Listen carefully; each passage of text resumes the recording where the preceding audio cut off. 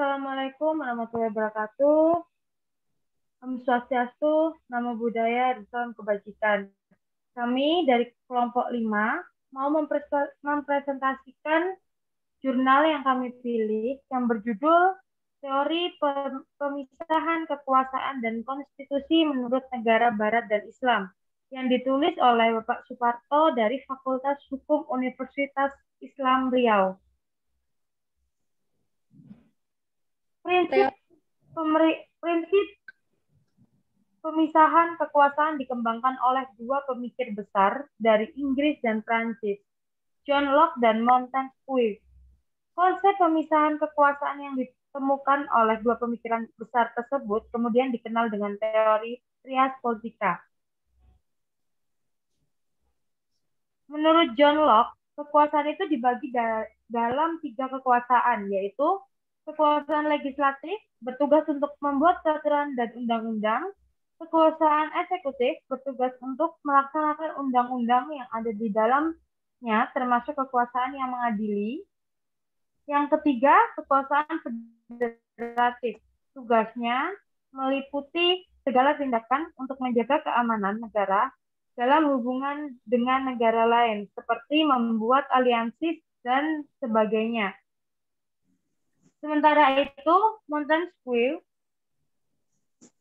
dalam masalah pemisahan kekuasaan membedakannya dalam 3 bagian pula, meskipun ada perbedaan dengan konsep yang disampaikan John Locke, yaitu kekuasaan legislatif, eksekutif, dan Montesquieu kekuatan yudikatif. Dari dua pendapat ini ada perbedaan pemikiran antara John Locke dengan Montesquieu. Selanjutnya akan dilanjutkan oleh rekan saya yang bernama Mbak Niza Kartika. Teori pemisahan Teori pemisahan kekuasaan menurut negara barat dan Islam. Teori pemisahan kekuasaan pertama kali dipopulerkan oleh John Locke, seorang filosofis kebangsaan Inggris. John Locke membagi kekuasaan negara menjadi 3, seperti yang sudah dijelaskan oleh Mbak Grisel. Berkaitan dengan fungsi negara, John Locke membedakan ke dalam 4 fungsi.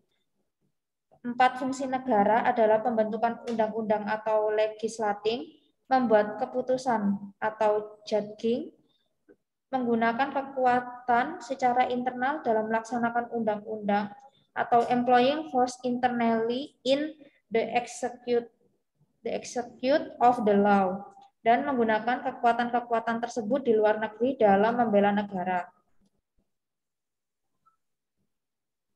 Pemikiran John Locke telah mempengaruhi ahli hukum Prancis bernama Montesquieu untuk lebih menyempurnakan konsep pemisahan kekuasaan.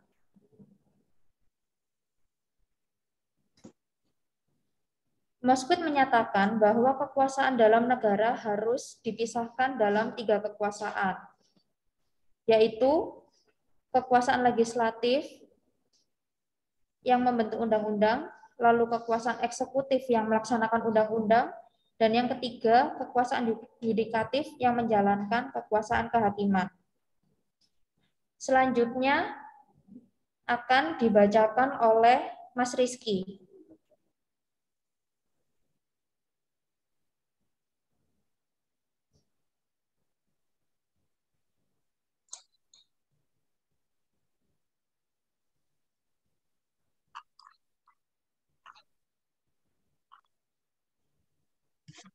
Nah, baik.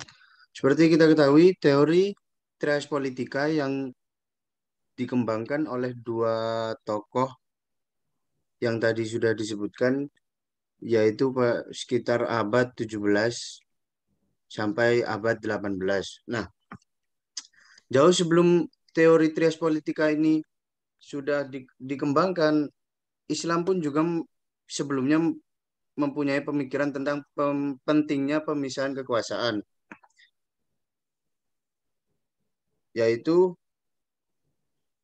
pada masa Rasulullah SAW sudah berada di Madinah. Allah Subhanahu wa Ta'ala memberi isyarah tentang adanya fungsi-fungsi legislatif, eksekutif, dan yudikatif, yaitu tertuang dalam Quran surat Al-Hadid ayat 25. Yang artinya sesungguhnya kami telah mengutus rasul-rasul kami dengan membawa bukti-bukti yang nyata dan telah kami turunkan bersama mereka kitab dan neraca atau keadilan supaya manusia dapat melaksanakan keadilan. Dan kami ciptakan besi yang padanya terdapat kekuatan yang hebat dan berbagai manfaat bagi manusia supaya mereka mempergunakan besi itu. Dan supaya Allah mengetahui siapa yang menolong agamanya dan rasul-rasulnya pada Allah tidak dilihatnya. Sesungguhnya Allah maha kuat lagi maha perkasa. Nah, dari arti surat Al-Hadid ayat 25 ini, Muhammad Alim mengatakan bahwa makna dari surat tersebut yaitu Rasulullah Shallallahu Alaihi Wasallam yang tugasnya menyampaikan hukum-hukum Allah melambangkan eksekutif dan kitab melambangkan perundang-undangan atau legislatif dan neraca melambangkan peradilan atau yudikatif. Nah, pada zaman kepemimpinan Nabi Muhammad SAW, beberapa sahabat sebagai pembantu beliau dalam menjalankan pemerintahan, yaitu sebagai khotib, sekretaris, sebagai amil atau pengelola zakat, dan sebagai qadhi atau sebagai hakim.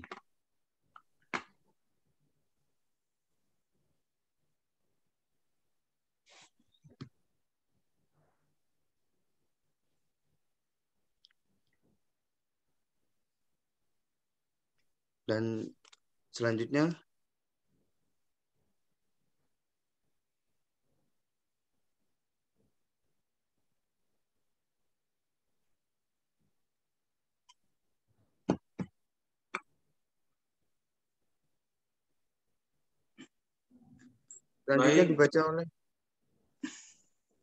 Selanjutnya dibaca oleh Mas Akbar.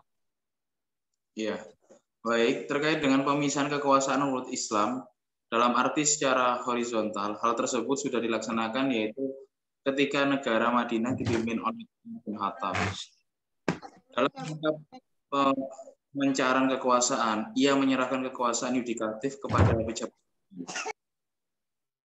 Itu diangkatlah para hakim yang diberi gelar qadhi. Untuk hakim di Madinah diangkat Abu ad-Darha. Untuk Kufah diangkat Suraih. Di Basrah bertugas Abu Musa al-Ashri. Dan setelah Mesir dibebaskan oleh tentara Islam Madinah, maka diangkatlah Qais bin al-As-Sami sebagai hakim di sana. Para hakim yang diangkat oleh Umar bin Khattab bebas memutuskan perkara dalam batas-batas kitabullah dan sunnah-sunnah Rasulullah SAW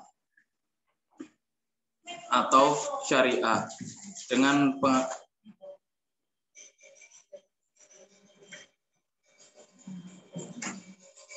pengangkatan para hakim untuk mengadili perkara berarti kekuasaan yudikatif tidak lagi seluruhnya menyatu dengan kekuasaan eksekutif. Nah, sementara itu dalam negara Madinah telah ada institusi yang disebut Majelis Syuro atau Majelis Sahabat atau Majelis Syuk-Syuk. Nah, yang anggota-anggotanya terdiri dari para pemuka-pemuka sahabat, para pemuka-pemuka rakyat di ibu kota Madinah, dan para kepala kabilah atau kepala suku. Majelis inilah yang menjadi semacam Dewan Perwakilan Rakyat atau parlemen dalam negara Madinah. Nah, namun demikian majelis ini belum berfungsi sebagaimana lazimnya parlemen, yaitu membuat undang-undang. Berdasarkan uraian-uraian di atas, maka dalam praktik bukan lagi dalam tataran teori. Negara Madinah pada masa pemerintahan Umar bin Khattab telah melakukan pembagian kekuasaan secara horizontal, yakni yang disebut dengan Majelis Syuro sebagai Dewan Perwakilan Rakyat yang di kemudian hari untuk otoritas menetapkan hukum dilakukan oleh ahlal hal wal al-had bersama dengan khalifah, dan juga sudah ada lembaga yudikatif yang dilakukan oleh para hakim atau hudi. Nah, adapun pembagian kekuasaan secara vertikal pada zaman Rasulullah SAW masih hidup, beliau telah membagi kekuasaan antara pemerintah pusat dan pemerintah daerah, yakni dengan para gubernur. Sekian dari saya. Dilanjutkan oleh Mbak Kartika. Mohon maaf, Mas Jos yang membacakan. Iya, maaf. Terima kasih atas kesempatannya. Saya akan membacakan teori konstitusi menurut negara barat dan Islam. Dalam ilmu negara dan hukum tata negara, konstitusi diberi arti yang berubah-ubah sejalan dengan perkembangan kedua ilmu tersebut. Dokumen konstitusi pertama itu di dunia yang dikenal dengan nama Virginia Bill of Rights, tahun 1776. Dan K.C. Ware berpendapat mengartikan konstitusi sebagai keseluruhan sistem ketatanegaraan dari suatu negara berupa kumpulan peraturan-peraturan yang membentuk, mengatur, atau memerintah dalam pemerintahan suatu negara. Peraturan di sini merupakan gabungan antara ketentuan-ketentuan yang memiliki sifat hukum atau legal dan yang tidak memiliki sifat hukum atau non-legal. Sri Sumantri juga berpendapat dan menyebutkan bahwa pada umumnya konstitusi sebagai hukum dasar berisi 3 hal pokok. Adanya jaminan hak terhadap hak-hak asasi manusia dan warga negara, ditetapkannya susunan ketatanegaraan yang bersifat fundamental, dan yang ketiga adalah adanya pembagian dan pembatasan tugas ketatanegaraan yang juga bersifat fundamental. Jauh sebelum pemikir-pemikir barat memukakan kemauan mereka atas berbagai konstitusi di Yunani, sejarah Islam telah mencatat bahwa sejak zaman Rasulullah telah lahir konstitusi tertulis yang pertama, yang kemudian dikenal dengan Konstitusi Madinah atau dengan juga yang menyebut sebagai Piagam Madinah. Keterhubungan antara konstitusi dengan pemisahan kekuasaan, yaitu berdasarkan fungsi konstitusi adalah untuk membatasi kewenangan tindakan pemerintah yang menjamin hak-hak yang diperintah dan meneruskan pelaksanaan kekuasaan yang berdaulat. Sesuai dengan tugas yang sebelumnya, yaitu pemisahan kekuasaan, teori pemisahan kekuasaan oleh John Locke. Di sini kami menjabarkan tentang fungsi konstitusi, dan konstitusi tersebut juga sebelum pemikir-pemikir barat membukakannya, telah ada konstitusi berdasarkan sejarah Islam yang telah tercatat. Pada Piagam Madinah tersebut, Rasulullah SAW membuat suatu piagam politik untuk mengatur kehidupan bersama di Madinah yang dihuni oleh berbagai macam golongan. Ia memandang perlu meletakkan aturan pokok tentang kehidupan bersama di Madinah, agar terbentuk kesatuan hidup di antara seluruh penghuninya dengan kemajemukan penghuni kota Madinah itu. Terbentuk kesatuan hidup di antara penghuninya, dan kemudian diadakan perjanjian hidup bersama secara damai di antara berbagai golongan yang ada di Madinah, baik di antara golongan-golongan Islam maupun dengan golongan-golongan Yahudi. Itu secara formal ditulis dalam suatu naskah yang disebut Saifah. Naskah Saifah itu dapat juga disebut sebagai konstitusi yang mengatur pada saat itu. Piagam Madinah itu tampaknya telah diakui oleh W. Montgomery Watt, menyatakan bahwa dokumen ini secara umum diakui autentik. Dan timbul pertanyaan bahwa apakah Saifah atau Piagam Madinah telah memenuhi syarat untuk disebut konstitusi? Pertanyaan tersebut disampaikan oleh Merdauke Pictail, H.A.R. Gibb, Wensik, dan Watt menyebut Saifah sebagai konstitusi.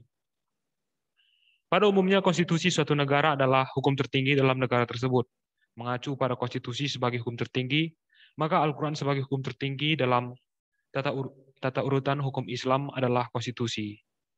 Ahmad Azhar Basir dan Muhammad Mahfud MD berpendapat bahwa konstitusi Islam itu adalah Al-Quran dan Sunnah. Maka Piagam Madinah yang dibuat oleh Rasulullah pada tahun 1 Hijriah atau tahun 622 Masehi merupakan pula bagian dari konstitusi Islam.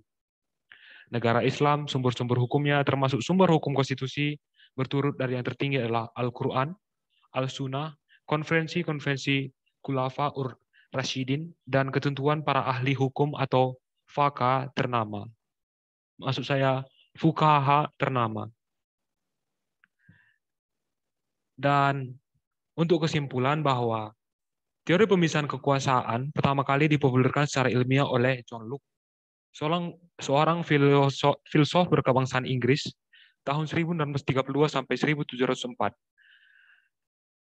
Dalam bukunya Two Treatises of Government.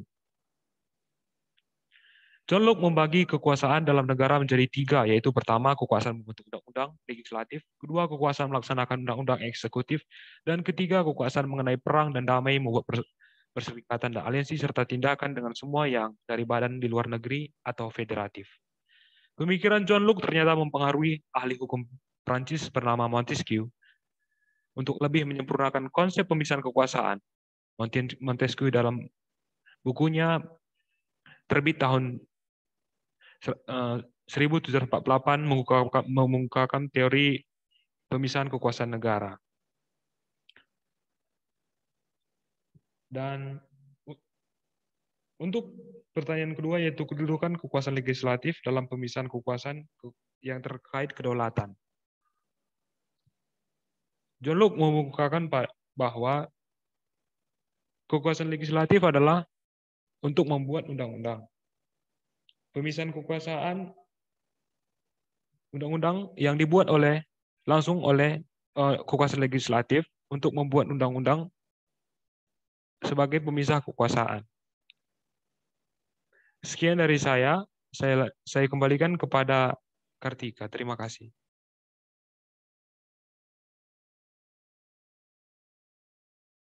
Sekian presentasi dari kelompok kami. Maaf jika ada salah-salah kata. Terima kasih. Assalamualaikum warahmatullahi wabarakatuh. Shalom.